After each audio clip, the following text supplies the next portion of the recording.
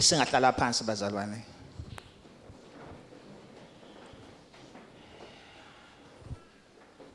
Ngiyathanda ukubingelela umoya ongcwele. Ngamukela ubukhona bakhe kule ndawo egameni lenkosi yethu Jesu. Amen.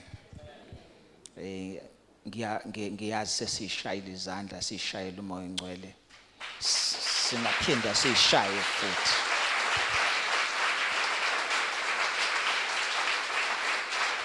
Amen. Siyabonga bazalwane, ngibingelele umphathi wohlelo Baba Ngobese, ngibonge kuyena. Ngithi angiqale ngale namhlanje ijwayele ukungiphunyula. Uma ngimalana kufanele ngibonge umphathi wohlelo. Uma ngithi ngiyakhumbula ngathi ngiyaqala ukwenza namhlanje ngoba angikhumbuli. So sengithi angiqale ngakho nje ukuze ngingaphinde kungiphunyule. Ngiyabonga Baba Ngobese njengomphathi wohlelo, ngiyabingelela egameni lenkosi uJesu. Amen. Sibonge ubaba uMadlokovu okade emila ngaphambili esihola njengebandla emkhulekweni, ngimbize ngegama ngamgagula kanti kahle kahle ubaba uMadlokovu. Amen. Ngiyabingelela ibandla likaKristu athenga ngegazi lakhe. Amen. Ngiyanibingelela nonke bazalwane. Ngaphambi kokuthi ngiqale ngingcozulule kodwa ke ngiqale ngithi nje ngiyanibingelela nonke egameni lenkosi yethu Jesu Kristu. Amen. Ngibingelela obaba noma abantu abasha, insizwa nezintombi. Ngibingelele abaka media, ngibingelele sound, ngibingelele band, ngibingelele ama ushers, ngibingelele i-worship team. Ngibonge kubona bonke abazalwane, ngibingelele abasilekelelayo emotweni ngaphandle, abakwa security, ngibingelele Sonto Skole, umamzalwane washo kanjalo ngayibamba. Super Church abanye basho kanjalo, ngiyabingelela egameni lenkosi yethu Jesu Kristu. Ngibingelele abazali bethu bengekho phakathi kwethu abasikhulekelayo njalo, ubaba nomama Mahlaba, egameni lenkosi yethu Jesu Kristu. Amen. Ake shaye izandla shayele bonke labazalwane esengibabingelelile.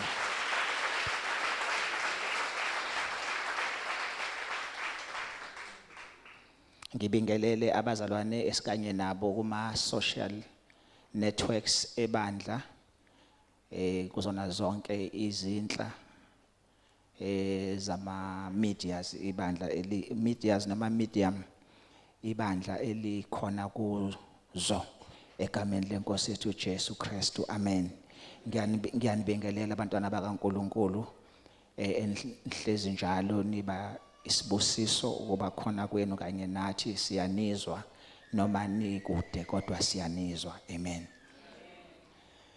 Ngibingelele abaqalayo kuba nathi abakhona. Ngiyabingelela usenibingelelile umphathi wohlelo wanamukela, nami ngiyanibingelela njengoba ngimla. Angisezwe ukunamukela ngoba senamukeliwe. Ngiyabingelela egameni lenkosi yethu Jesu Kristu. Kuyintokozo, kuyisibusiso kithi ukuba khona kwenu. Amen. Ngiyabingelela ingceku zenkosi ongenzeka ukuthi sikhona kanye nathi phakathi kwethu engingazange ngize ngizibone noma ngizazi, kodwa egameni lenkosi yethu Jesu Kristu ngiyabingelela bagcotshwa bakaNkulunkulu. Amen. Ebese ngibingelela uMama uSibiya, uMama uSibiya unkosikazi kaBaba uSibiya. Amen.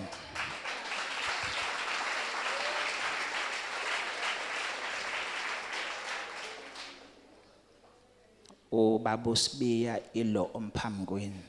Amen.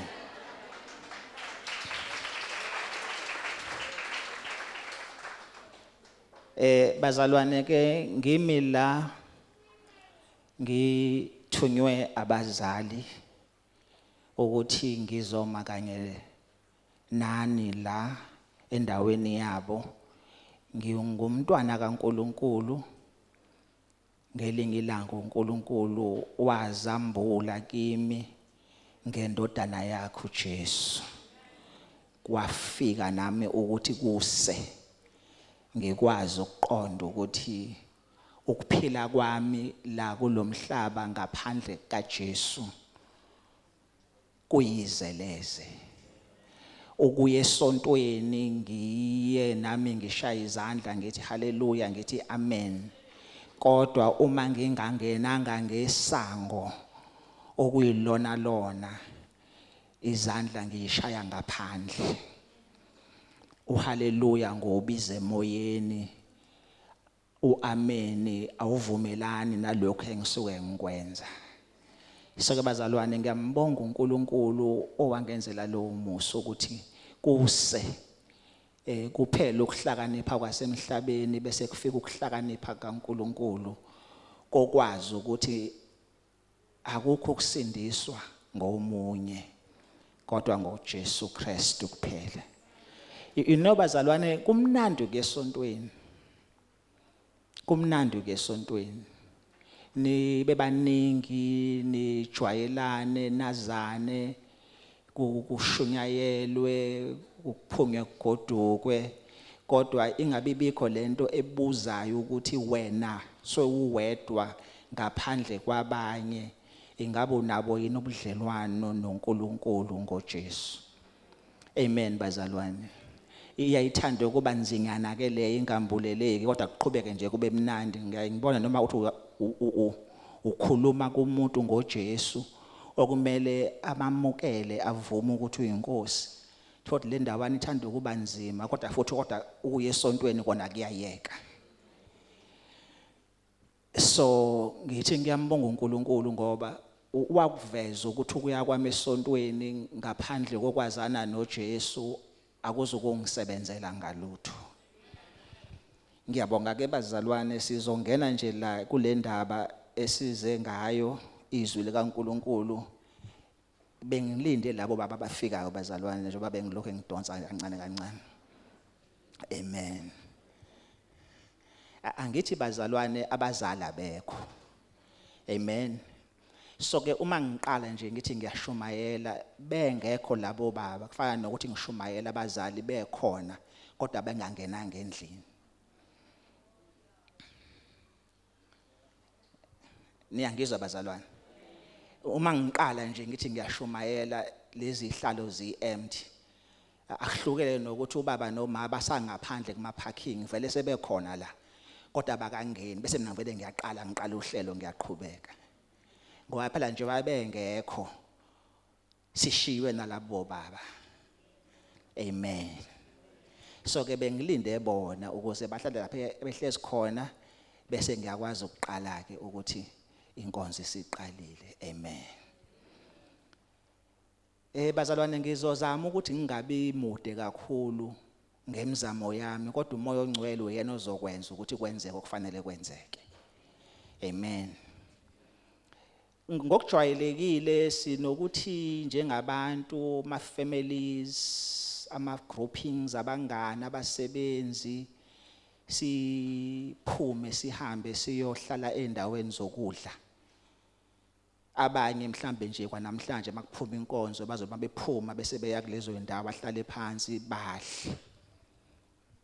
Uma befika kulezo indawo zokudlela bayibiza ngama restaurants abakhuluma isingisi. Uyayungena uhlale phansi uthi mawusuhleli phansi bese bekunikeza ibhukwana abalibiza ngokuthi menu. Leli bhukwana abalibiza ngokuthi menu lichazela ngokuthi le ndawo oze kuyona kutholakalani kuyona. So kwesinye isikhathi leyo ncazelo iza ngokubhalwa. They write to describe what is offered in that place. Kwesinye isikhathi bayiveze ngezithombe bese bephinde bayayibhala futhi beyichaza. So ngendlela osuke uyibuka ngayo esithombeni kwesinye isikhathi kuze kuconsa amathe kodwa ungakafika ukudla ozokudla.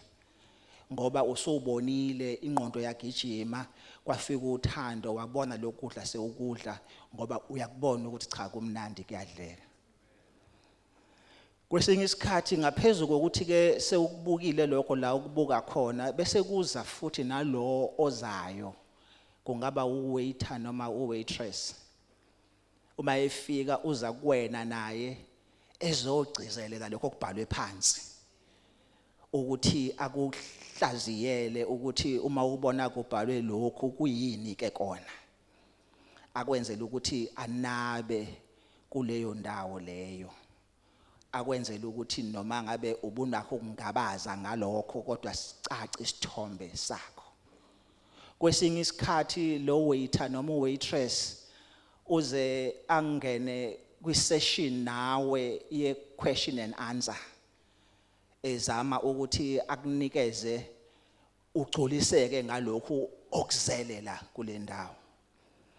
Ubuza imibuzo akuphendula akuchazele. Kokunye aze enze a testimony yokuthi yena yini ayithandayo ngalokho kudla azokhuluma ngakho la. Amen. So uma ngabe sekwenzile lokho lowo usunaso lesi sithombe sekuconsa amathe akakafiki kodwa lokho kudla.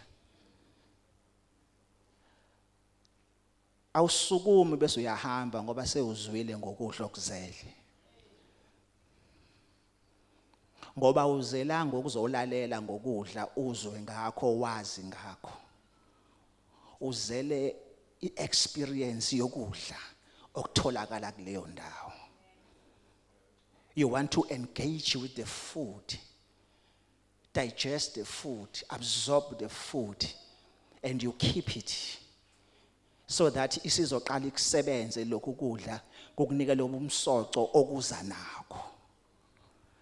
Amen. So isizathu sokuthi ungasukuma uhambe akukona ukuthi awazi ngokudla okutholakalayo kodwa ukuthi awuzelanga ukuzokwazi ngakho uzele ukuzo engage nakho and have an experience with it. So for today bazalwane, I'll be your waiter.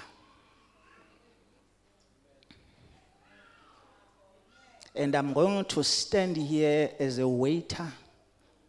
Ngikunikeze a description of the food, which is the word of God. Akuzukukusiza ukuthi into engizoyisho ngimi la ngokudla okuyizwi likaNkuluNkulu ukuthi sewuyazi ngakho sewuzwile, no matter how much I can try ukuthi ngikwakhele isithombe ngoba akusikhona okufanele kwenzeke.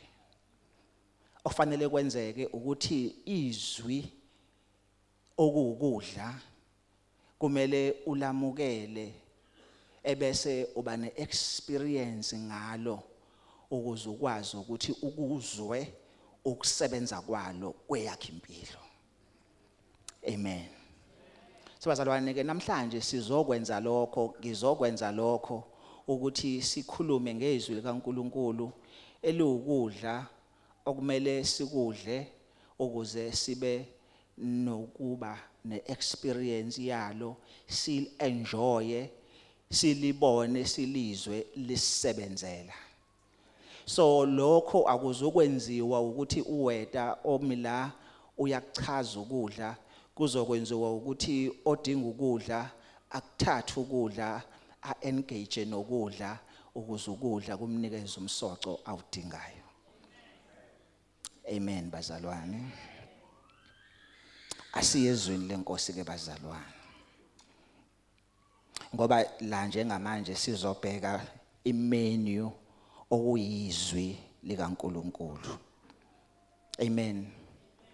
So sengishilo ukuthi Sizolibuka imenu, sichaze imenu ngendlela esoyichaza ngayo ngokusizwa umoya ongcwele, sizophuma sihambe.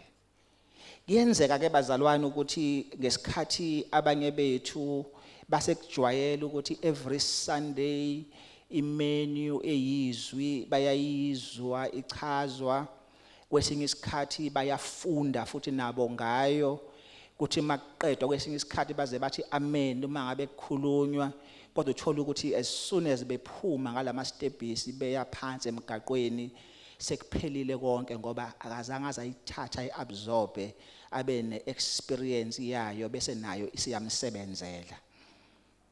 Abanye thola ukuthi bayagxobana ezibephuma la bengakafiki izansi emgaqweni, ngoba izange izisebenze lento kubona iveze lokho kade kufanele izokwenza kubona.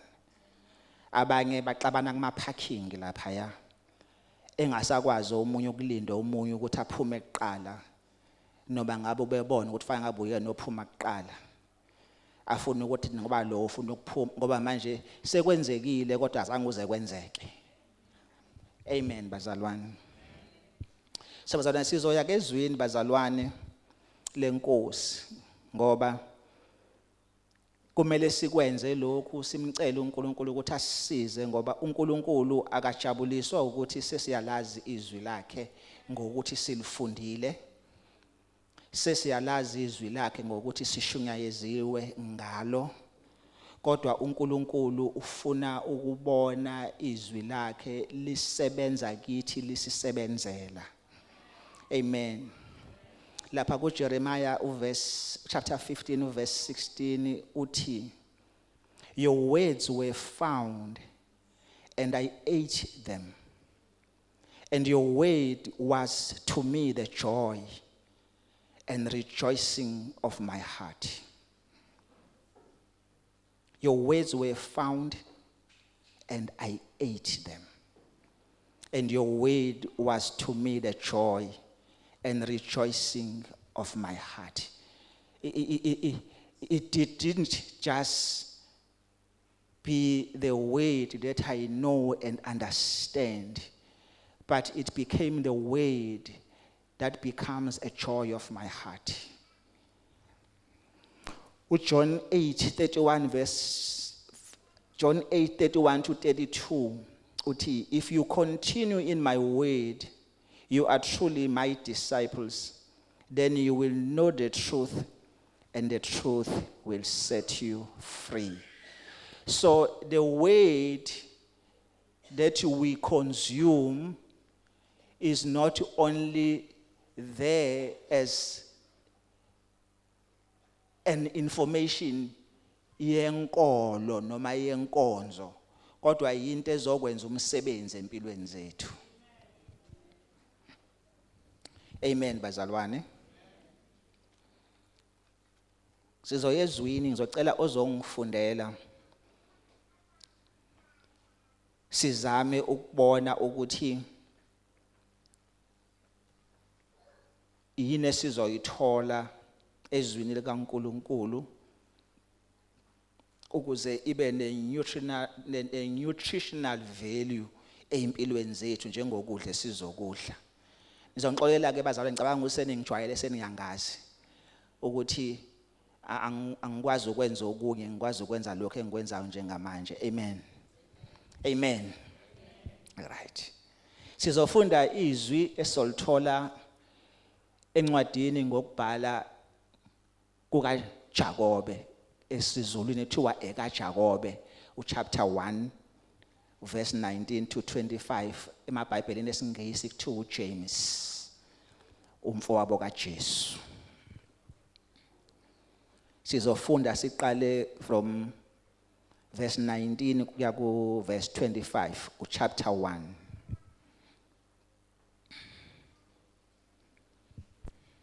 Verse 19. Ukuyala ngokukholwa okunezenzo. Verse 19.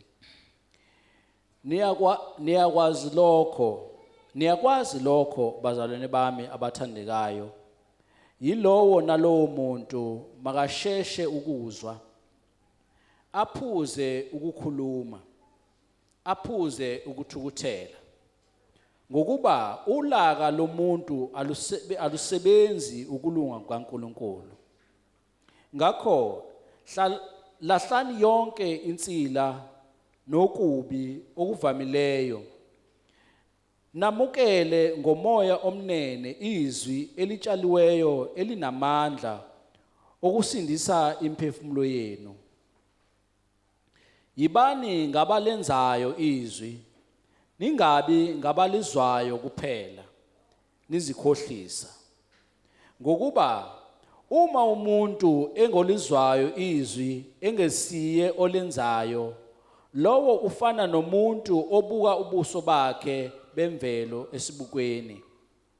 Ngokuba uyazibuka amuke akhohlwe masinyane ukuthi wayengonjani.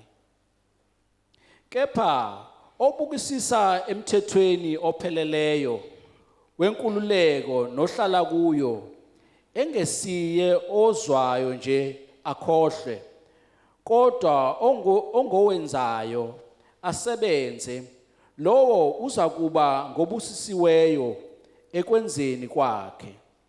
Amen. Cela sibongele baba. Liphilile, linamandla izwi lakho, linguwe uqobo, linamandla, liphefumulelwe nguwe, lilungele ukuyala, ukufundisa nokuqondisa egameni likaJesu. Sibongile ngalo baba wethu ongcwele, sondle ngalo usuthise imphefumulo yethu, wenzele udumo lwegama lakho ngoJesu inkosi yethu. Amen. Amen. This you know, my beloved brethren, but everyone must be quick to hear, slow to speak, and slow to anger. For the anger of man does not achieve the righteousness of God. Therefore, putting aside all filthiness and all that remains of wickedness, in humility receive the word implanted, which is able to save your souls. But prove yourselves doers of the word, and not merely hearers who delude themselves.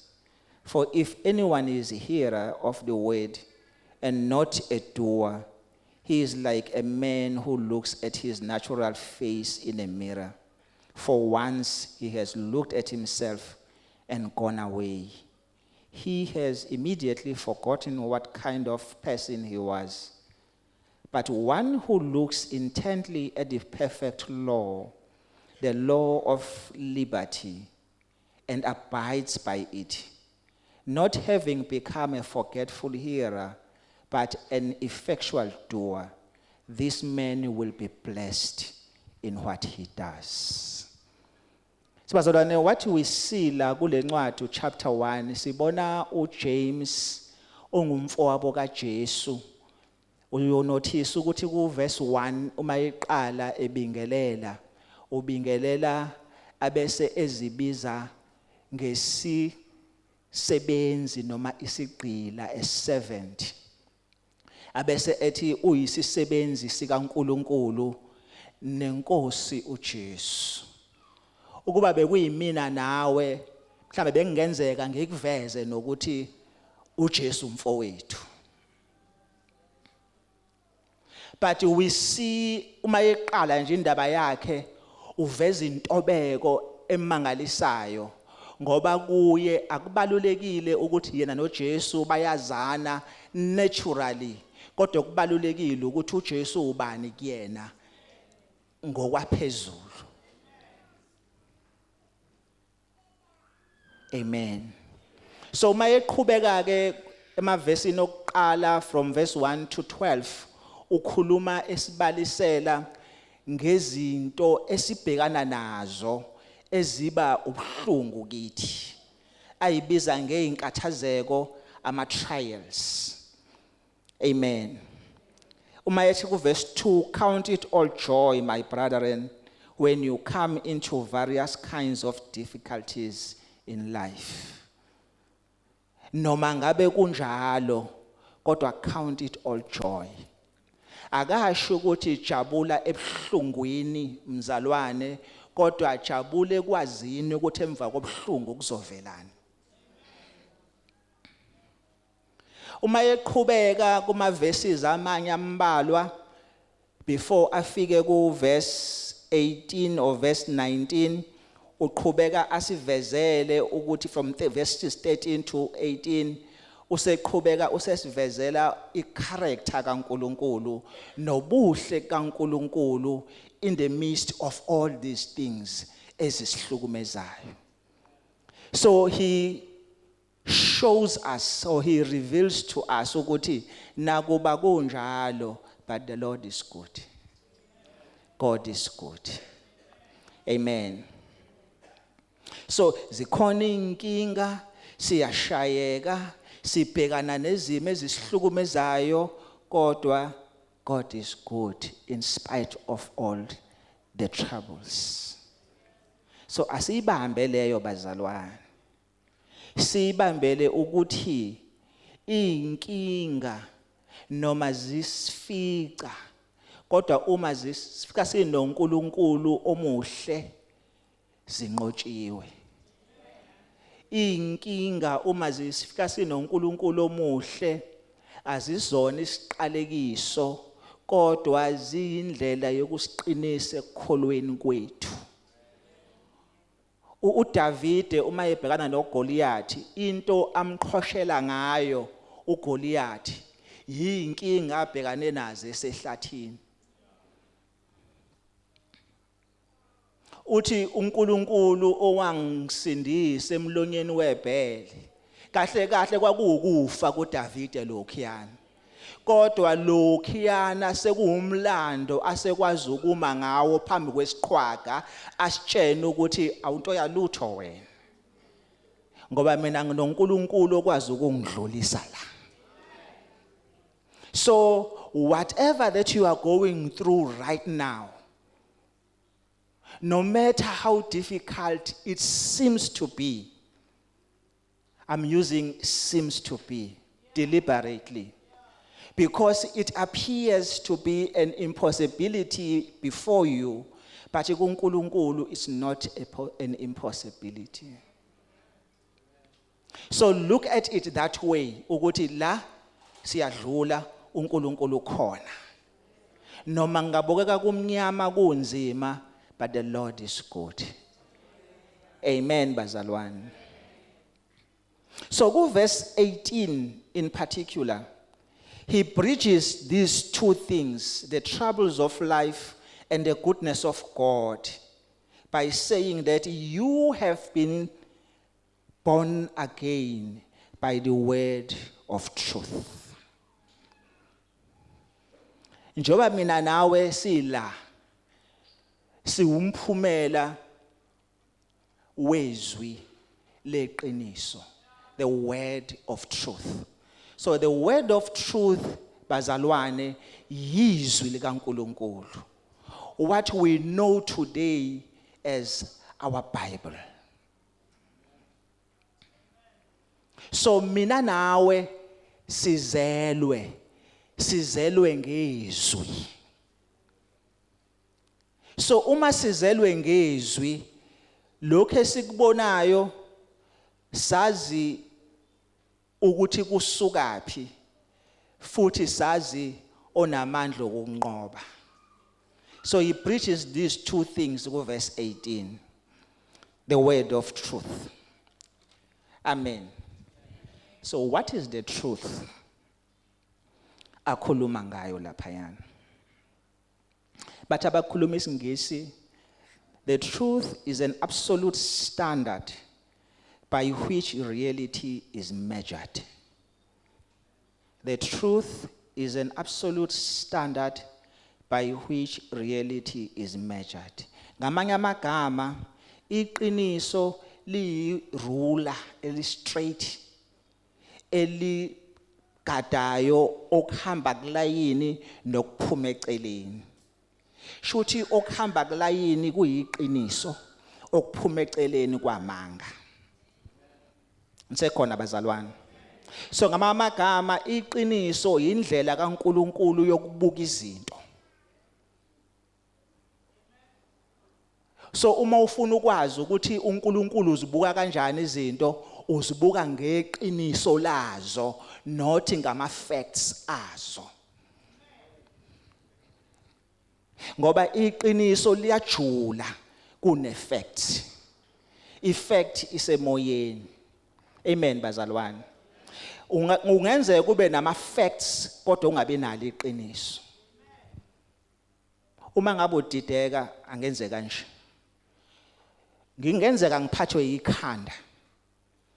Uma ngiphethwe ikhanda ngizwe ubuhlungu bekhanda libhlungu. So that pain yekhanda is a fact. So in trying to deal with the fact, ngizohamba ngiye pharmacy ngiyothenga ama painkillers, ngeke ngiwabize ngamagama ngoba ngisiyo umuntu owazi kakhulu ngawo. Uma sengiwathengile ama painkillers bese ngiyawaphuza ngenhloso yokudila ne fact, which is the pain engizwayo ekhanda. Ngiwadla amaphilisi okuqeda izinhlungu but lingapheli ikhanda. Bese ngiyahamba ngiya kudokotela. Uma ngifika kudokotela, udokotela enze iscan. Athi mayesenzile iscan athola ukuthi ngine tumor ekhanda. Aha. So ipain engizwe ekhanda, it's a fact of the truth that I have tumor. So all along I've been dealing with facts, trying to deal with facts, not knowing the truth behind the issue. So until I deal with the truth, which is tumor, I will continue to have headache. Senzile bazalwane. So niyawuza umehluko phakathi kwe truth ne fact. uJesu Christ inkosi yethu yalenga esiphambanweni. That's a fact.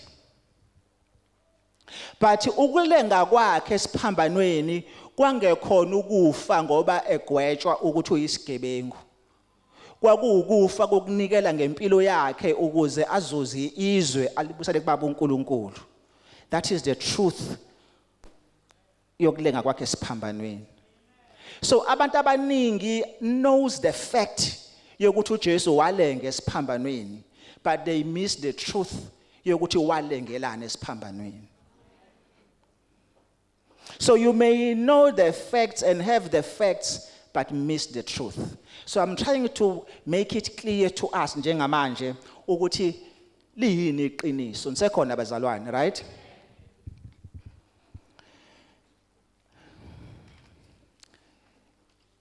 Ku Isaiah chapter 1 verse 18 uthi, it's an invitation. Uthi come let us reason together. Besethi noma zibovu kangakanani athi ziya kuba mhlophe njengeqhwa. No, ubani lo o inviteayo? Yilo owazi iqiniso. Yini lena athi noma ngabe ibovu kodwa iyoba mhlophe njengeqhwa? Ama facts. So when I was, let's sit etafuleni and reason together ngoba into ekubambile mina nginolwazi lweqiniso layo. Amen.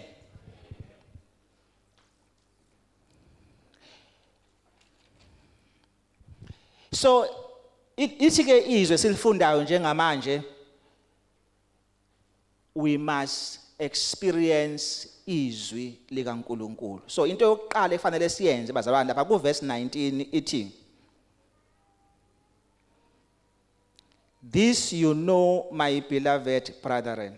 So la akakhulumi nabantu abangakholwa, ukhuluma nami nawe, the believers, the Christians, okay? But everyone must be quick to hear, slow to speak, and slow to anger. So for izwi likaNkulunkulu ukuze libe experience amagama libe yilokhu elizele ukuba yilo kithi, likwazi ukusebenzela sikwazi ukulizwa.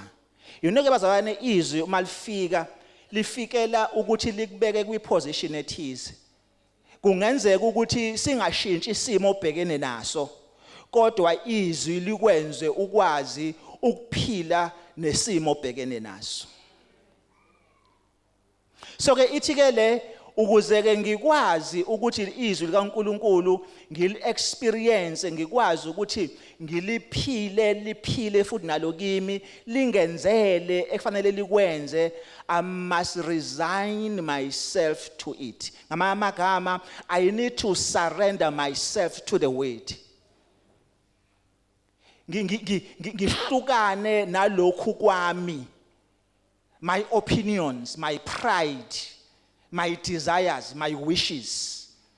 Ngoba kungenzeka ukuthi nginezinto zami kodwa futhi izwi linezinto zalo ngoba lona liyiqiniso.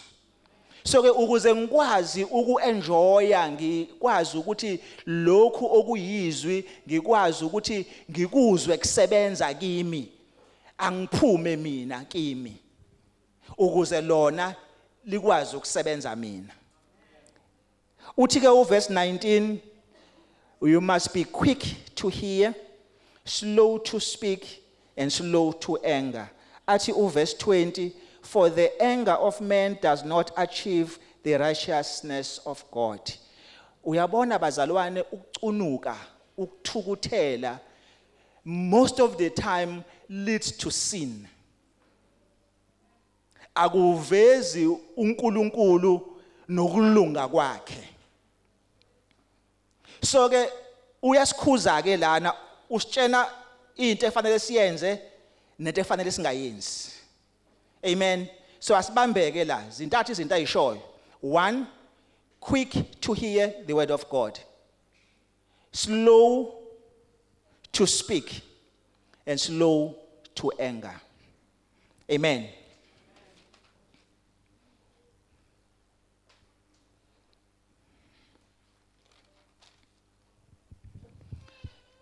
Akujwayelekile ukuthi uma ngabe ubhekene nenkinga noma nesimo ukwazi ukuyibamba uthule. Sike sakhuluma previous weeks ukuthi uDavid wenza kanjani uma ebhekene nesimo.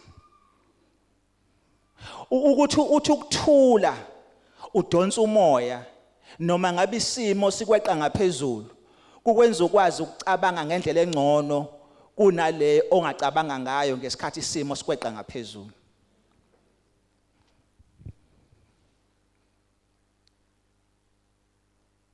Konke ngifuna ukuyibuza njengoba ngithula nje bazalwane. Bayithuka inhlamba abazalwane? Abayithuki. Niqinisile bazalwane?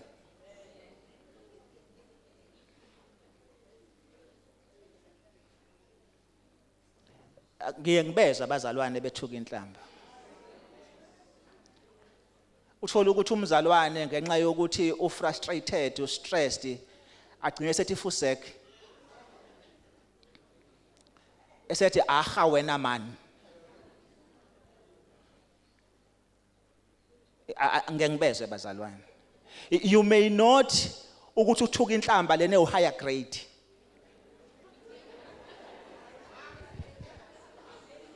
But yona le nhlamba lower grade le. Inhlamba nayo. And most of the time ayiphumi uma uthulile wadonsa umoya.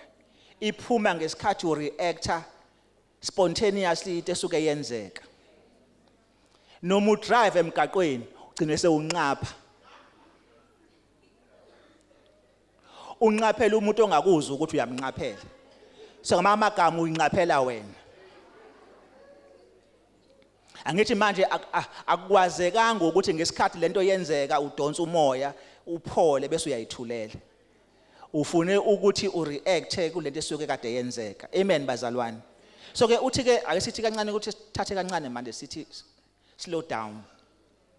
But lokhu kushesha kwethu ake kusheshe ekuzweni izinto zikaNkuluNkulu.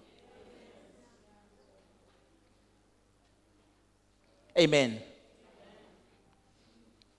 Ukushesha kwethu ukuresponda noma ukureacta kukhona into okwenza singakwazi ukuyibona. Kodwa ukuthula kwethu sidonsa umoya sibe quick to hear his word kwenza sifunde izinto ezingajwayelekile ukufundeka. Have you thought ever ukuthi khona into angakwazi ukuyenza uNkulunkulu? In contrary to this popular belief yokuthi uNkulunkulu can do anything and everything. But ukuthula udonsa umoya bese uyamlalela, it takes you to another level. Yokwazi ukuthi there are things that God cannot do.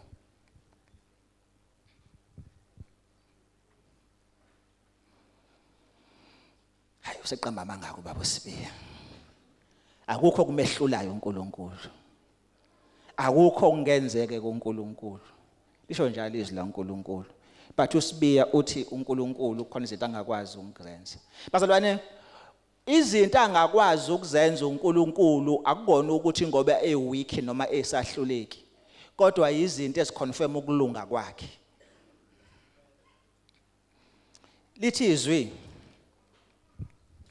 sisho nje ezimbalo and uzomangala ukuthi izinto zaziyo. God cannot lie. So that is a cannot kaNkulunkulu. So uNkulunkulu uyisahluleki mase kiwe eqambeni amanga. So usehlulekile uNkulunkulu. Numbers 23:19, Titus 1 verse 2, Hebrews 6:18. You'll find that uthi uNkulunkulu akawaqamba amanga. God cannot change. He is eternally consistent with his nature. He is the same yesterday, today, and forever. God cannot change. God cannot go weary. God cannot be weak. So you see already ama cannot kaNkulunkulu angithi. So ngokudonsa umoya uthi ukwehla bese uyamlalela uNkulunkulu, you will understand God for who he is. And understand izinto uNkulunkulu angazenzi nangakwazi ukuzenza. Isaiah 40 verse 28 lo kade ngimfunda manje. God cannot deny himself, he remains faithful. Kungenzeka wena ukuthi uyaphelelwa ukumkhola uNkulunkulu, but uNkulunkulu yena akashintshi ekuthembekeni kwakhe. Akashintshwa isimo odlula kusona noma okubukeka sengazi ukuthi akavele uNkulunkulu kusona. Ibambe leyo ukuthi uNkulunkulu uNkulunkulu faithful ngaso sonke isikhathi. He can never deny himself. 2 Timothy 2 verse 13.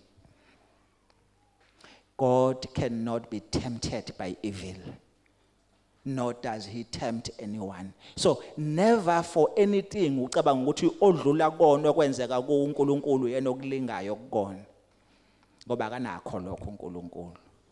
So understanding lezi zinto izokwenza ukuthi ukwazi ukuthi your relationship with uNkulunkulu nezwi lakhe ukwazi ukuthi uzwe ukunambithe bese kuyakwazi ukusebenza kuwena.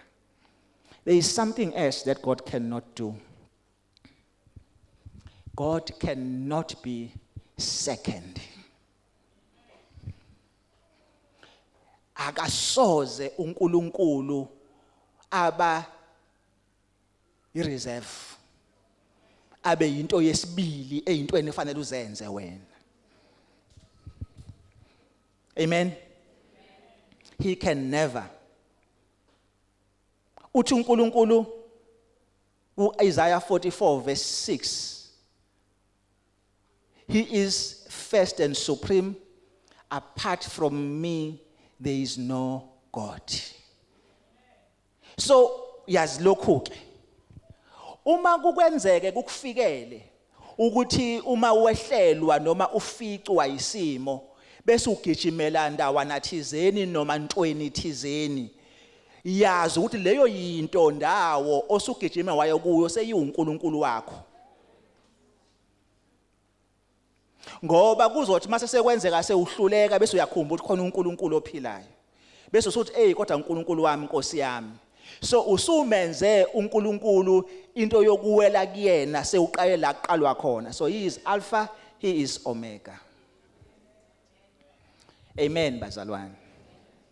So this is for us to understand and be able to have this experience yezwi likaNkulunkulu sikwazi ukuenjoya izwi likwazi ukusebenza kubonakala umehluko empilweni yethu. Amen bazalwane.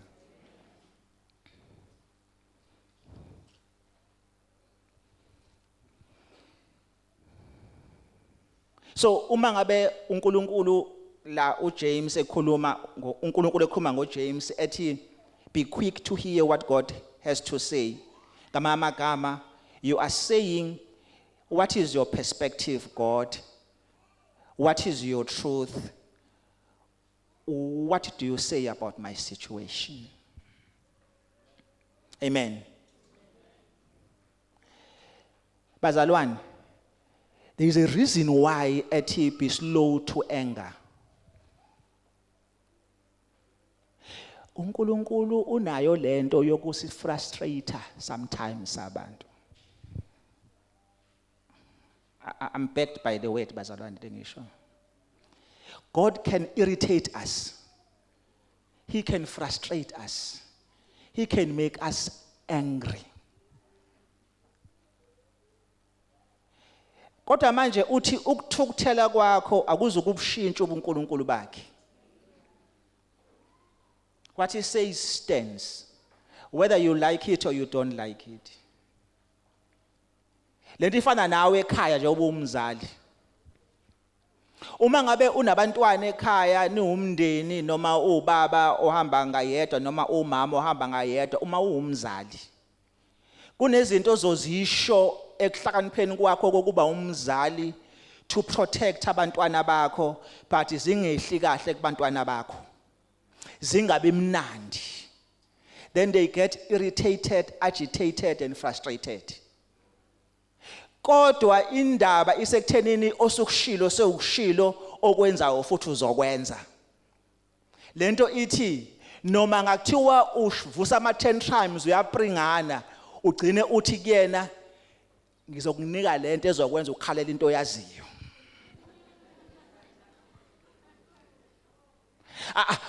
Ukupringana kwakhe nokuxhukula kwakhe akuyishintshi lento wena osuyishilo ngoba uyisho on principle in your wisdom, no matter ukuthi ibhlungu kangakanani kuyena. Kunalokho uma ekhombisa ukuthi ufuna kuba against wena uthi uzokwenza kube lula lokho afuna ukwenza azama ukwenza kungenzeki ngokuthi umnikeze into ezothi akwazi ukukhala kangcono ekhalela into ayaziyo. Amen bazalwane.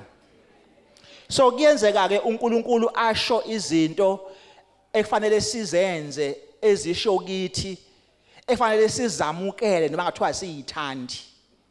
Efanele sizenze noma ngabe kuthiwa sibona sengathi zi against ukufisa kwethu. Ngithe kuwena uNkulunkulu uka ayenze ifrustration. Right? Niyamkhumbula uJona kuJona chapter 4 verse 1 to 3. uNkulunkulu wakwamfrustrate uJona. uNkulunkulu exolela iNiniva ngoba seyiphendukile uJona efuna ayipanish. Ngisakhumbula uNamani niyamkhumbula okwathiwa kahamba ayongena emfuleni omncane agxumbuka kasikhombisa kade la ubheka umfulo omkhulu ngoba yena uyinto enkulu. He was frustrated by that. So that's what God does. Mark chapter 10 21 to 22. Ngiyakhumbula into eyisigwili athi uJesu uma ufuna ukungilandela hamba udayise yonke ingcebo yakho bese uyangilandela. And that man was so frustrated because he was wealthy. And maye bheka ufanele lento ngiyishiye yonke ngiyilahle ngihlukane nayo ngilandela uJesu yayinzima leya challenge. So you can see ukuthi uNkulunkulu ukakhulume kuwe izinto ezingafunwa ingqondo nenhliziyo yakho kodwa kumele ukuthi uzenze no matter how irritating and agitating they may be. But wena fanele uzamukele. uPaul esawuSawuli wayenentshisekelo yokubulala ngenxa yomthetho. Kodwa uNkulunkulu wena njani wavela wayinqamula yonke lento yakhe wathi stop. Uyacabanga bakhona bazalwana abantu ababa la nakhumbula kudala le uyikhipha lapho kwicamera kwivideo. Ngiyakhumbula kudala sidala ngale yaminyaka kusathiwa khona amakhomu nani. Ngiyakhumbula amakhomu.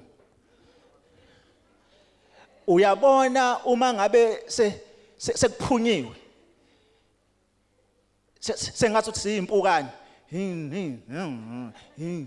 yabona leyo nto leyo sekiwa la kiwa khona kuvele kuqhamuka ihipho.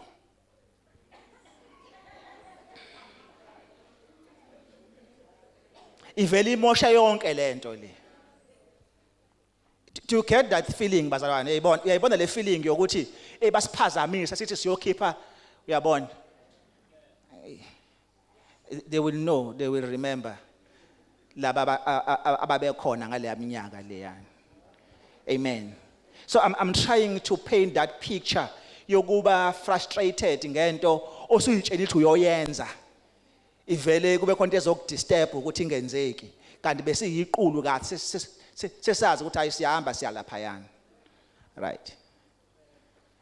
Cut lapha.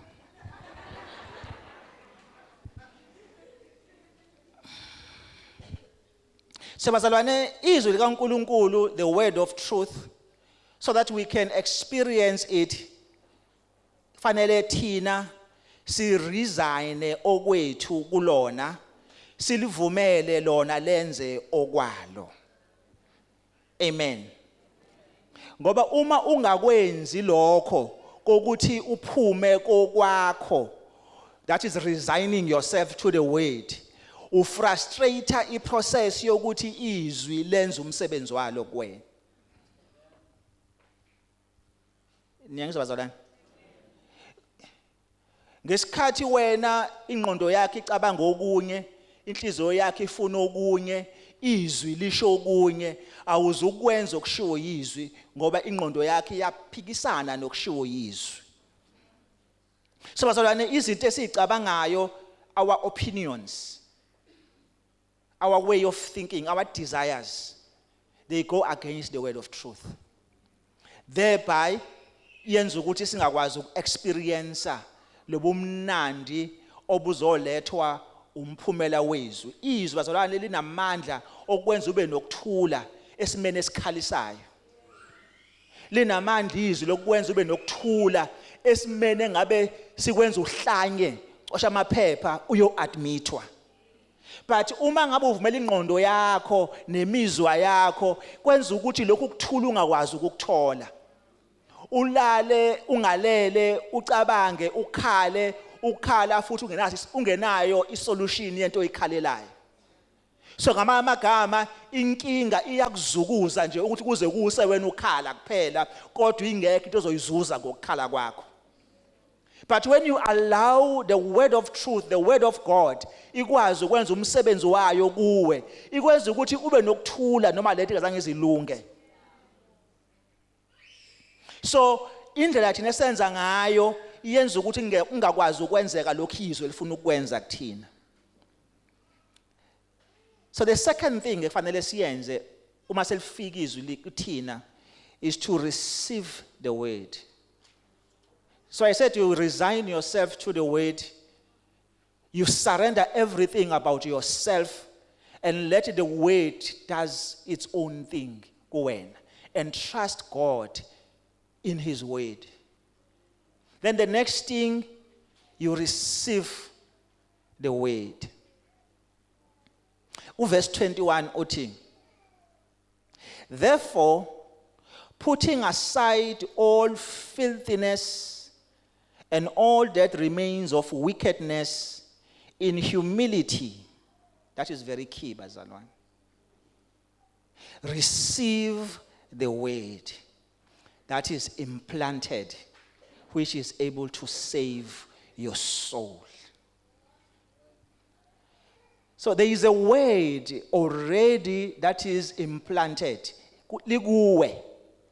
Then there is a word that you need to receive, so that the word that is already implanted will then grow ukuze liveze imisebenzi.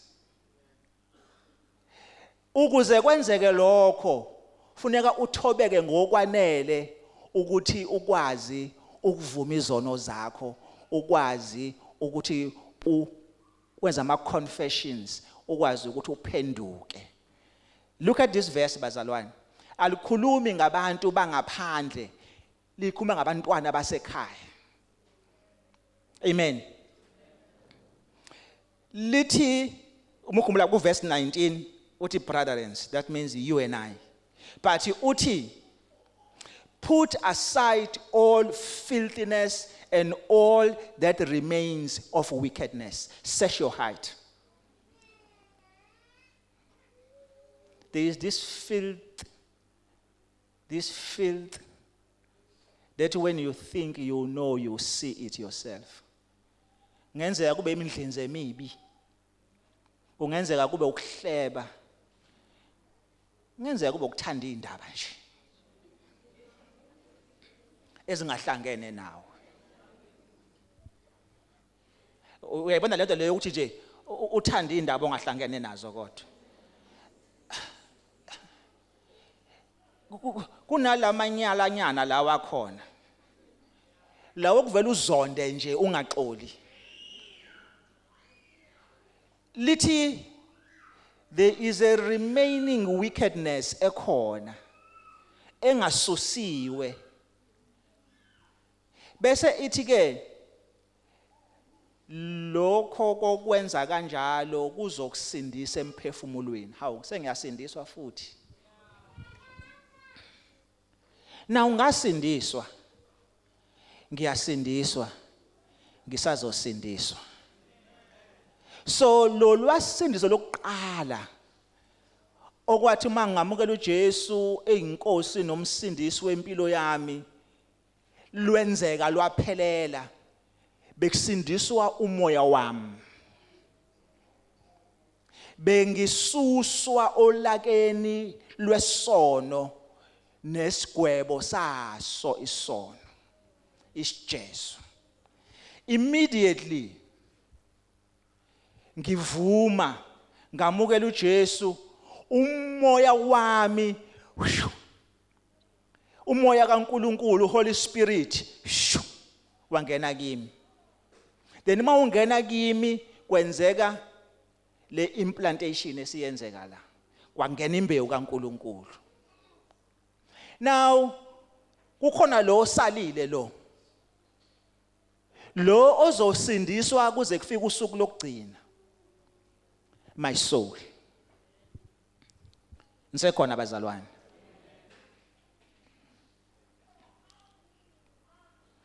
Kukhona lento abayibiza ngokuthi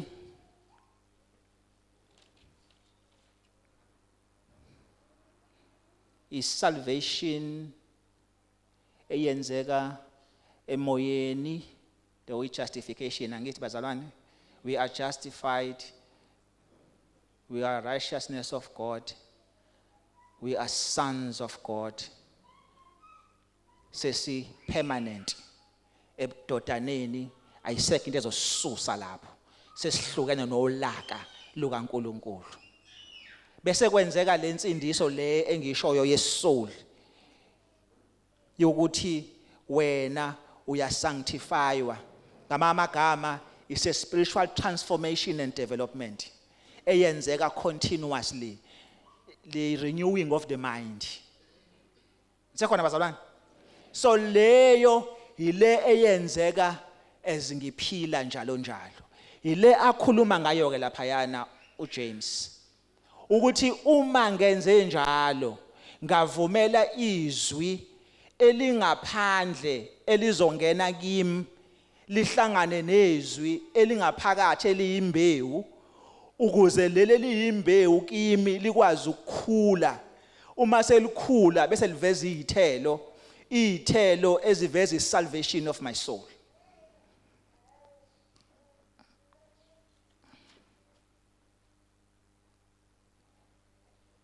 Ingqondo yakho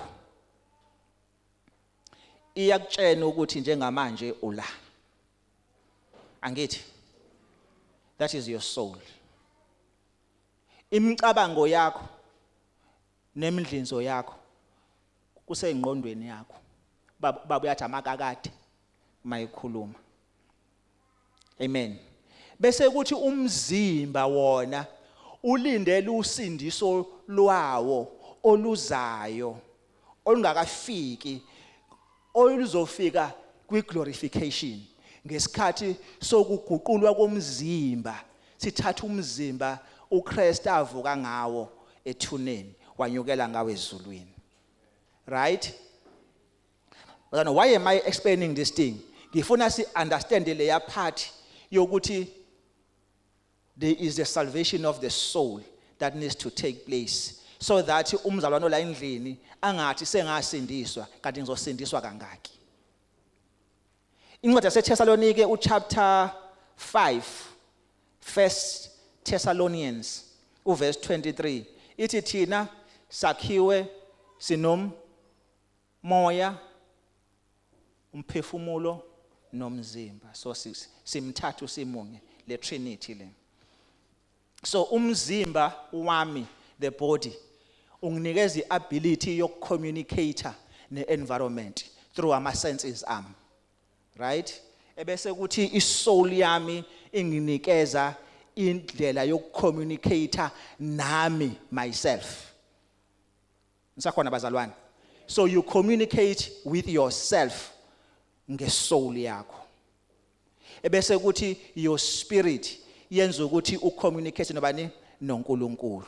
So uma ucommunicate noNkulunkulu nikwazi ukubambisana noNkulunkulu ezintweni zobuNkulunkulu, usizakala emphefumulweni wakho ukuze ukwazi ukuphila kahle nawe, so that umzimba uzokwazi ukuphila ngendlela efanele kwi-environment ophila kuyona. So most of the time abantu bahluleka ukuphila nabanye abantu ngoba bevele behluleka ukuphila nabo uqobo lwabo. So salvation of the soul isiza endaweni ende ekwazini ukuphila kwethu, si enjoy ukuphila, sikwazi futhi nokuzwa into ekaNkulunkulu, singaresist izinto zikaNkulunkulu. Nisekhona bazalwane? Verse 21 uthi, if you receive the word implanted, it is able to save, deliver, transform how you live with yourself. What I just said. Yini yenza lokho? Ukuthi uzwe izwi ebese uyalamukela, mase ulamukele lingene, malifika ngaphakathi lifice izwi ebese qhuma imbewu ngaphakathi bese kuba khona ukukhula. Do you understand bazalwane? Uma singenza iscenario yomuntu wesifazane, umuntu wesifazane angithi uneqanda esibelethweni. Iqanda lilindele ukuthi lifertilizwe ukuze kube khona ukuphila okuzovela eqandeni kuvele impilo.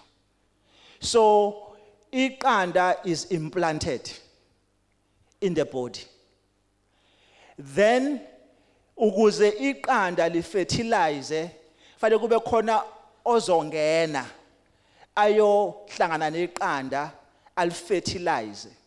Uma engekho ungenile wayothintana neqanda walifertilizer, iqanda elihlezi implanted is good as dead. So izwi likaNkulunkulu elangena kuwe mhla usindiswa okuyimbewu engagugi, ayizukubonakala umsebenzi wokuthi ithele ithelo kuwe ngoba izwi okumele lingene liqhamuka ngaphandle kuwe lizo activate izwi elingaphakathi ukuze ngaphakathi kube khona ukukhula so that ukukhula okwenzeka ngaphakathi kuzophumela ngaphandle. Nyangizwa bazalwane. Lento ifana no popcorn. Siyazi popcorn angithi. Upopcorn angithi ngaphandle uyishell uqinile ngaphakathi unendawo eyi-moist esoft. Ukuze upopcorn uphophe kufuneka ushintshe i-environment. Ufaka endaweni kwi-microwave. Uma usukuzwa ukushisa upopcorn, ukushisa kupenetrate ishell kuyo activator ngaphakathi le ndawo enemoist. Le ndawo enemoist bese siya expanda, uma expanda isifuna indawo isi break ishell le ngaphandle bese uya pop popcorn. Bese kubonakala i-difference. Bekade kuyi-grain sekuyi-popcorn. So uma izwi likaNkulunkulu lizonikezwa indawo kithi sivume ukuthi lisebenze libe experience, we will pop ebandleni kubonakala izithelo zezwi likaNkulunkulu.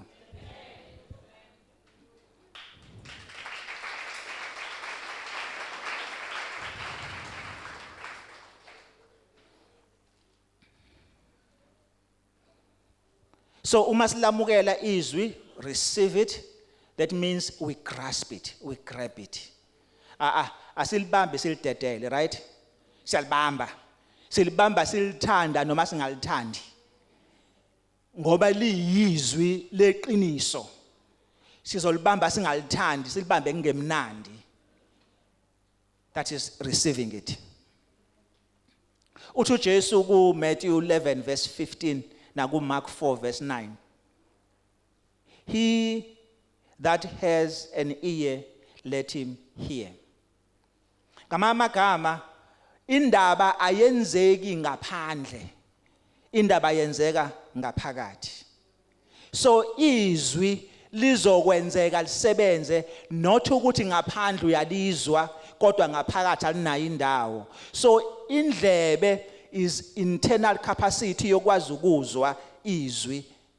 So lo nendlebe ke akalizwe. Uma seselizwile lizongena ngaphakathi bese liyasebenza. Ukusebenza kwalo ngaphakathi sekuphumela ngaphandle kubonakala umphumela wezwi elisebenza ngaphakathi. Ngisekhona bazalwane.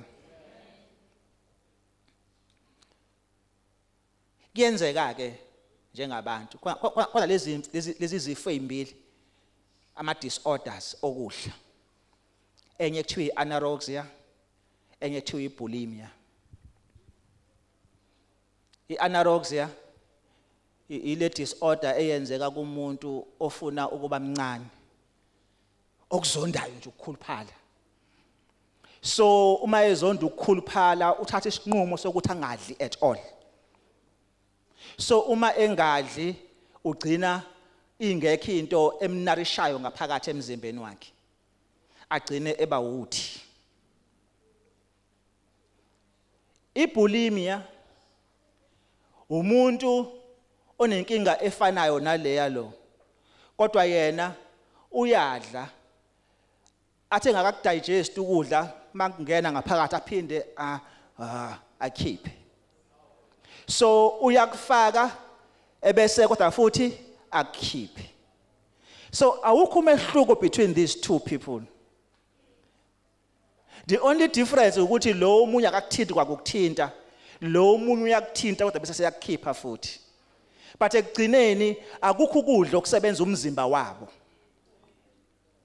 So kuyenzeka naleyo nto spiritually.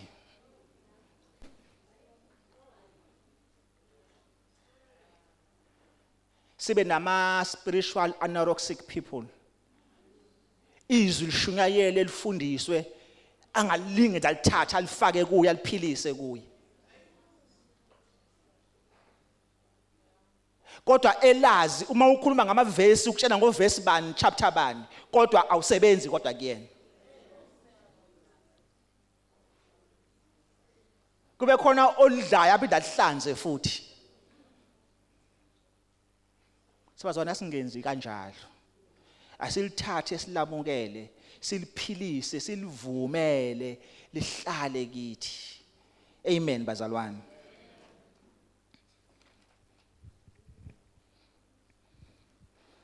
Mayiqhubeka ku verse 21 uthi receive the word implanted. And that receiving of the word, you do it in meekness. Why emphasize indaba yokuthobeka bazalwane? Awukwazi ukuba othobela izwi likaNkuluNkulu ungenakho ukuthobeka vele wena. So iobedience idinga intobeko. So ke for us ukuthi sikwazi ukubamba izwi likaNkuluNkulu kufanele siye ukuyitshena.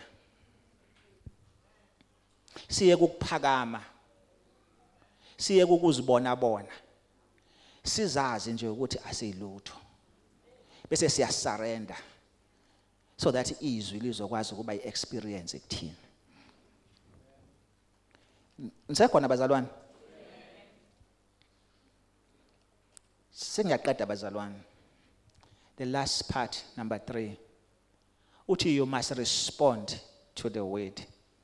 Verse 22 uthi, but prove yourself doers of the word and not merely hearers who delude themselves. You just khohlisa yourself. Ngokuthi uyalizwa kodwa futhi awulenzi.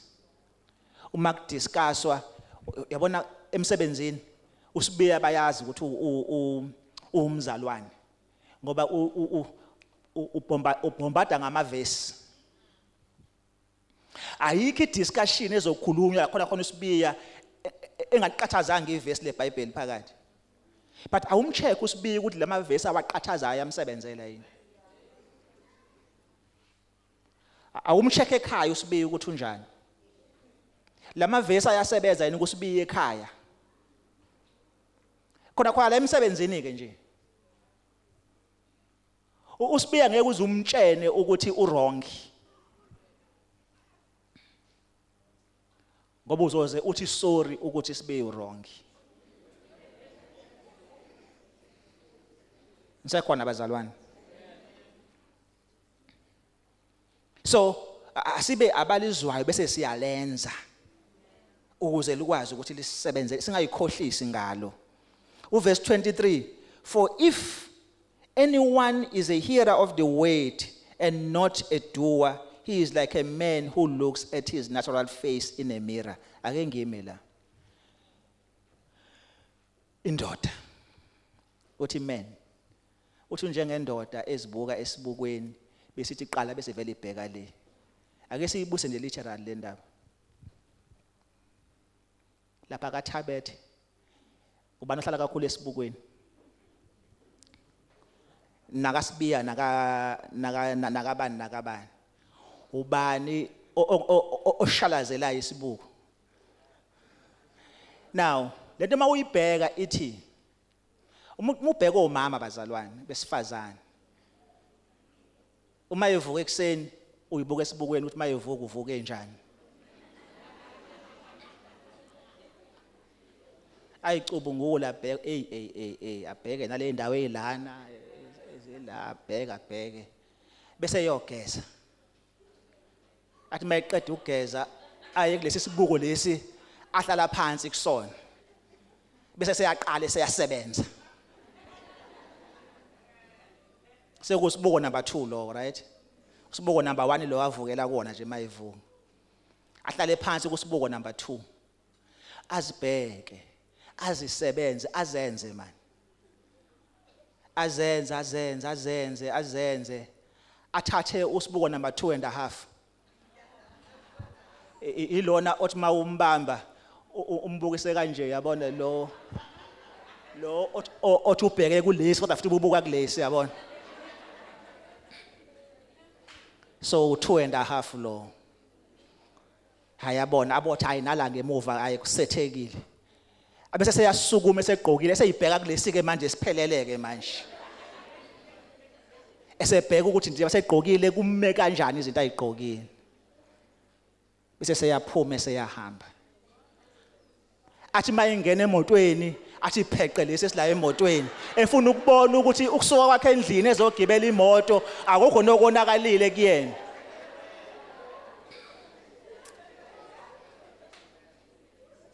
Bese bakhona lesi sihlala esikhwameni ke esincane.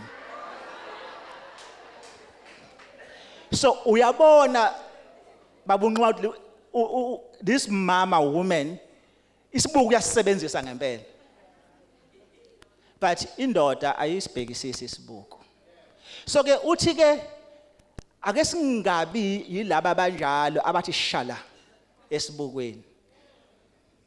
So sizokhumbula ukuthi ngesikhathi sakudala seBhayibheli, as we read the Bible now, bezingekho lezi izibuko lezi as we know them now. Okwamaglasi bese eseyapendwa la ngemuva kube isibuko. Bekukhona izinto ezamabrass. So lento zamabrass bebezoyisebenzisa ngithi iyashina ebese besebenzisa ilight whether ikhandlela noma ilantini noma ilanga. So athathe lento esearcha ilight ezo reflector ubuso bakhe kuyona. So you would need to spend time udlala ngalento le ufuna this position ezokwazi ukuveza. So uyabona ukuthi kunesikhathi efuneka usithathe lana ukwazi ukufinyelela ekwazini ukuzibuka. So that's where it comes from this. So uma ucabanga usibiye ehlulwa isibuko sasendlini ukuzinaka kusona, would he spend time lokho ebheka lento efuna ukubona la ukuthi kwenzakalani kuze kufike la ilight iba clear khona akwazi ukuzibona ubuso bakhe. So ke uthi ke asingafani nalamadoda athi shala kancane bese vele sebheka le angabi nasikhathi bese seyahamba mayisuka akasakwazi ukukhumbula ukuthi ube njani. Then verse 24 athi for one he has looked himself and gone away, he has immediately forgotten what kind of a person he was. So once you resign yourself to the word, you embrace it. You ulinika isikhathi izwi likaNkulunkulu kuwe. Uyalibheka uzibheke kuze kuvele wena ezwini. Kuze kufike la izwi noma intshumayelo ingabi eyabanye kodwa kube yami.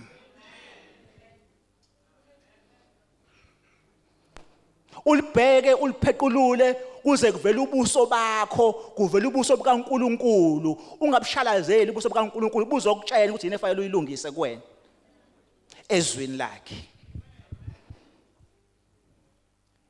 Sekhona bazalwane.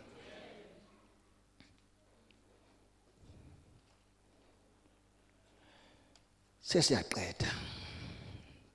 Then verse 25, the promise. Uthi, but one who looks intently at the perfect law. So he gives elinye igama manje lezwi likaNkulunkulu. Uthi it's a perfect law. Uthi is a word of truth. Manje sekuyini? Sekuyi perfect law. It's the same thing, the word of God. So ngamagama umthetho kaNkulunkulu olungile, o perfect, ongalenzi iphutha, it never goes wrong. Then aqhubeke athi the law of liberty.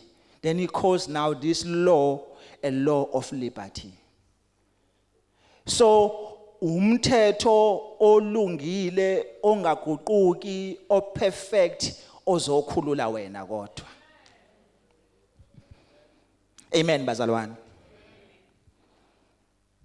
So uma ulibuka kahle ungalishalazeli, uma uzinika isikhathi intently, ngamagama ungalibuki nje udlula ushalazela, libheke ulibhekisise. Uthi ke uma lenza njalo ligcina lishintsha wena uqobo. Gcina selikhulula. Sekushintsha ngisho ama attitudes akho. Sekushintsha ngisho ama passions akho. even izinto ebezama addictions akho singabe isaba izinto ezihluphayo as addictions lawa controller. So if something is not changing, it has not been experienced. So uma nje uzibheka kodwa futhi uba nesikhathi sokuthi ufunda izwi noma uyalalela noma uyashungayezwa kodwa ungabi khona ukushintsha kwenzeka kuwena futhi awudlanga kahle, awuluvumelanga libe experience kuwe, uyinikeza isikhathi salo. Abantu betiye bazoyazi lento engifuna ukisho. Abantu betiye banento yokuthi uma ngabe enze itiye kukhona lento befana nami ethatha i-tea bag iliphose emanzini abilayo, thatha i-teaspoon ilixove licindezele bese siyalikhipha. Kube khona lenhlobo ethi mayifaka itiye thatha i-tea bag ifake emanzini bese iyayiyeka. Bathi abayinguteleka ngazi into enjalo. Aliyeke i-tea bag emanzini libe lisokha ebeshintsha amanzi ephenduka eba brownish, iprocess ayiyeke aze afike la itiye lakhe seli right bese siyaliphuza ke. Lo fana nami ovela athi xovu afake ne-teaspoon aqonde acindezele ngalo, i-taste yetiye lakhe ngeke ifane ne-taste yetiye lona oliyekile ahlale emanzini. Do you get the thing bazalwane? So izwi uma ulifunda ulamukele bese uyaliyeka libe yinto ephilayo kuwe lisebenze, uyal-enjoya ngoba liveza izithelo eziba usizo kuwe. So he says we must be a gazer. A gazer is a person who looks at something steadily, intently, with wonder and admiration or deep attention. Ulibheke uyinikeze isikhathi uhlale nalo. Amen bazalwane. Ungabi iglancer, the one who just adlule.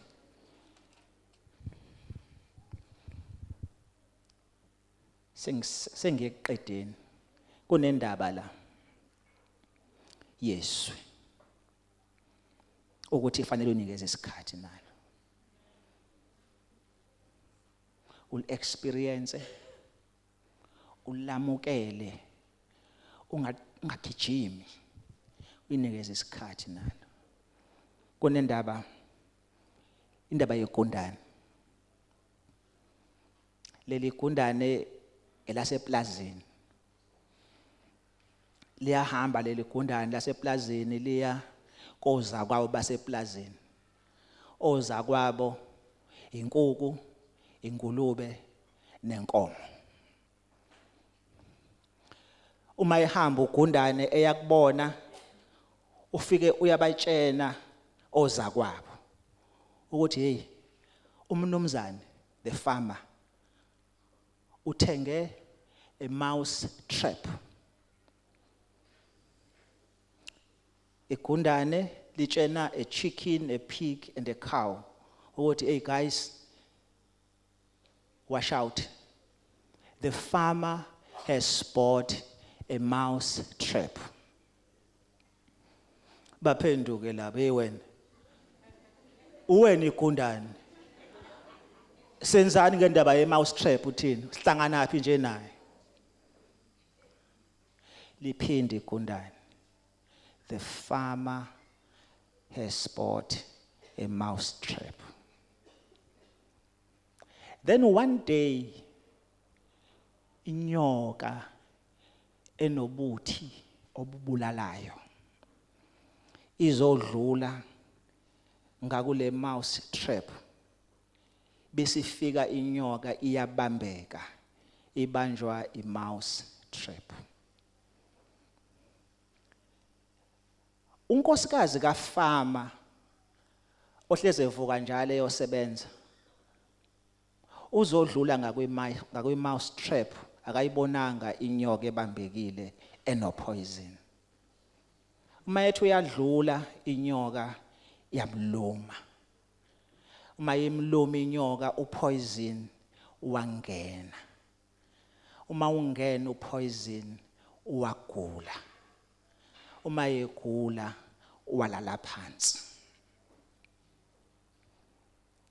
Now ubaba the farmer realizing ukuthi umkakhe uyagula, then he decides ukuthi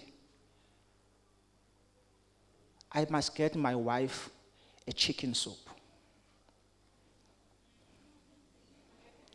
Now he goes and fetches the chicken, wayichutha, wayipheka, wenza isopo. The farmer has bought a mouse trap. Cha ukuthi umama akasindi uyaqhubeka uyagula. Kumele ubaba hamba ayosebenza emasimini, kubiza ukuthi fanele afune abantu abazogada umama. Uma esefuna abantu abazogada umama, kufuneka abondlela abantu. Sekufuneka abenzele ama sandwich ehem. Ahamba ubaba alanda ingulube, ayihlinza ayibulale, enze ihem, enzele abantu ama sandwich.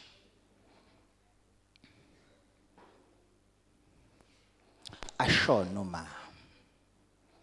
Uma eshona umama, kufuneka kube ne funeral. Kuza abantu abaningi kufanele kudliwe. Kufanele abambe inkomo ayibulale ukuze kudliwe ukudla. Ayisekho inkukhu, ayisekho iphigi, ayisekho inkomo.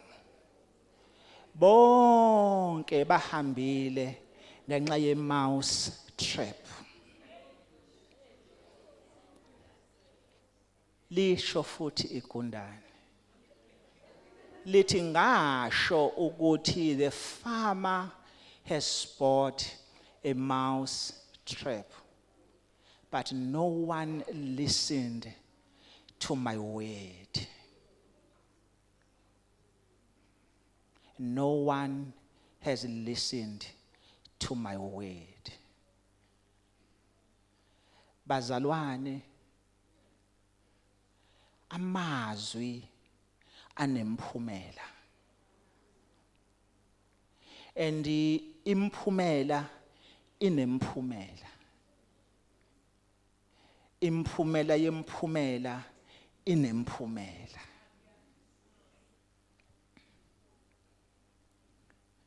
Lamazwi ayizwi likaNkulunkulu leqiniso. We must receive them.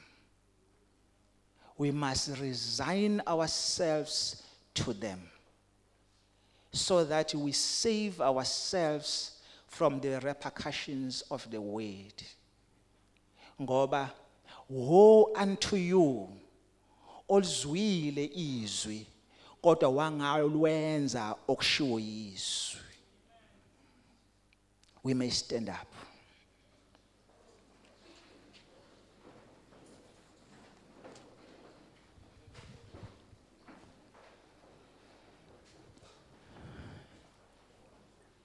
The message iti uJames, please pay close attention to the word. Ati mayiqhubeka ati because the man who does this will be blessed. Go verse 25. So the blessing akhuluma ngayo is a divine favor from the Lord. Ukwenza izwi likaNkulunkulu likwenza uthole umusa kuNkulunkulu. Kungenzeka ukuthi nawe uyalazi izwi. Kungenzeka ukuthi uyalizwa njalo izwi. Kodwa uzofa ubulawa ukulazi kodwa ungalenzi. Kungenzeka ukuthi awufuni noma uyafuna kodwa ukuthatha kancane lokho. There is a blessing from the Lord ekugcineni izwi lakhe. Whether usindisiwe ligcine izwi likaNkulunkulu, whether usindiswanga lizwe izwi le-invitation ye-salvation epheleleyo eza ngoJesu Kristu indodana kaNkulunkulu. Don't ignore it.